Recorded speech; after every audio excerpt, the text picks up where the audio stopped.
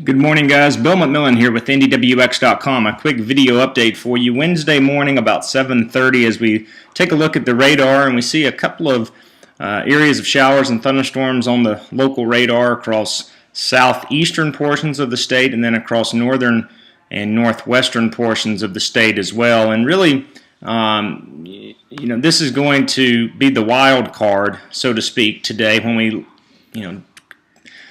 look into the threat, at least, of a severe weather event unfolding this afternoon and evening across the state. I think given the overall setup, certainly it's going to warrant our attention as we go into the afternoon and evening hours, and we'll look at some of those ingredients coming into play here in just a moment. The satellite this morning, and it's still a little bit too early to show you the visible satellite, but as you can see, once we get rid of this morning convection, there's a good chance that we see sunshine returning across the area, and as such, I think we're going to fuel things up rather quickly.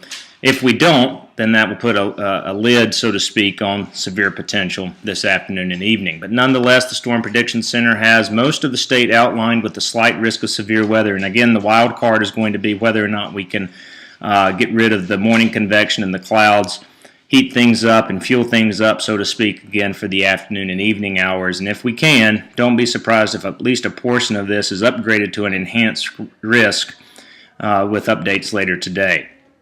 Looking at some of the ingredients, dew points, we got plenty of moisture in the air. Obviously, as you walk out the door this morning, you feel that.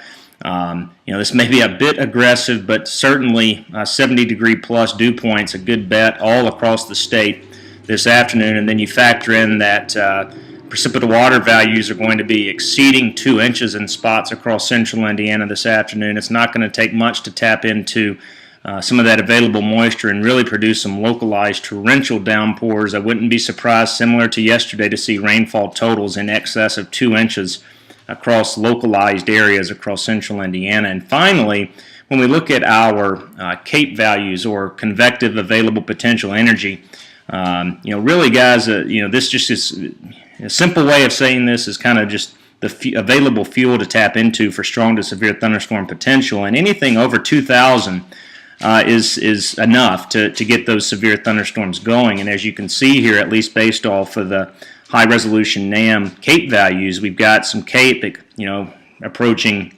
4,500, and certainly enough to fuel strong to severe thunderstorms. So as you can see, you factor everything in, and certainly the limiting factor again would be the early morning convection and cloudiness. But given satellite trends, at least with this update, it appears that we clear things out enough to initialize strong to severe thunderstorm potential as early as mid to late afternoon and into the evening hours across central and eastern portions of the state. Longer term, it does appear that we're in a very transient pattern, as we mentioned on the site a few days ago. A wet pattern should return, I don't want to say really return, especially considering communities across central Indiana yesterday saw as much as 2.5 to, I even saw a couple of reports close to 3 inches in some very isolated areas, but it was more of a uniform 1 plus, 1 to 1.5 inch type rain across most of central Indiana. There will be, a dry time coming to close the week, on into the weekend. Another cold front will take a run at us early next week. But as a whole, when we look at the 10 to 16 day, this is still a rather, wet signal given the GFS precipitation anomalies here off of the 0Z run. Temperatures, again, this kind of shows the transient pattern that we're in. As we put this into motion, you notice periods of warmth coming. It will warm up later this weekend and early parts of next week, but there's going to be a cold front that slides through here Monday night, Tuesday, and that'll probably send temperatures at least into the early and middle parts of next week, actually maybe below normal by a couple of degrees. And then we think we probably see a rebound in temperatures again to wrap up the month. But as a whole, it's a very transient pattern. When you have a transient pattern, that's an active pattern.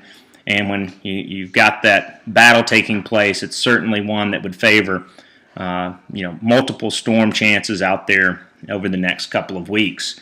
So needless to say, we'll continue to keep you updated on NDWX.com. We'll close out again, by looking at the latest forecast models. After we deal with the showers and thunderstorms today, it's a drier close to the work week and on into the weekend as well. High pressure remains in control. We'll see some lower humidity levels going into the weekend, so that'll be nice. We will begin to heat things up again into Sunday and Monday as a southwesterly flow returns. And then here comes that cold front coming in here, we think, late Monday into Tuesday with a band of showers and thunderstorms, followed by cooler and less humid air for Tuesday and Wednesday of next week. Again, guys, the big story today, though, it remains the threat of strong to severe thunderstorms this afternoon and evening across central Indiana. Certainly have a means of getting the latest information, whether that be from social media or from your local TV outlets, whatever you go to. Just have a way to get that local information, any watches or warnings that may be posted later this afternoon. Make it a great day, guys. We'll keep you updated here as well on NDWX.com, and we'll talk with you soon.